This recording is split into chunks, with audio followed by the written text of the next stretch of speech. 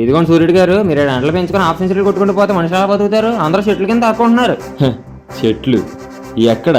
పార్కుల్లో అడవుల్లో ఉండొచ్చు. ఆఫీసర్, ఒకడు మంచి కోరి మొక్కలు నడితే 10 డిగ్రీలు తగ్గుతాం, అదే చెడు కోరి చెట్లు నరికితే 20 డిగ్రీలు పెరుగుతాం. దాని అవుట్పుట్ మీరు తట్టుకోలేరు. అందుకే సార్ ఐపీఎల్ పథకం కింద ఒక్కో డాట్పాలకి 19 చెట్లు పెంచుతున్నారు. ఒక చెట్టు పీకి ఇంకో చోటేస్తే మార్చడం అంటారు, పెంచడం అన్నారా బ్లడీ ఫూల్. డెవలప్మెంట్ అవ్వాలంటే తప్పదు కదా సార్.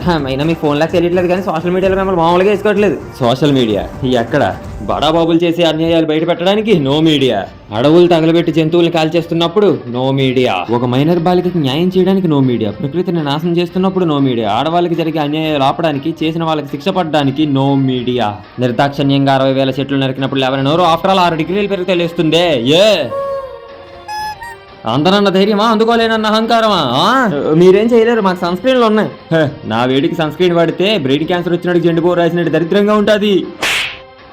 ఆఫీసర్, బేసిక్ గా నాకు పేషెన్స్ చాలా తక్కువ. మంచి వాళ్ళు బాధపడతారని ఇప్పటిదాకా ఆగాను.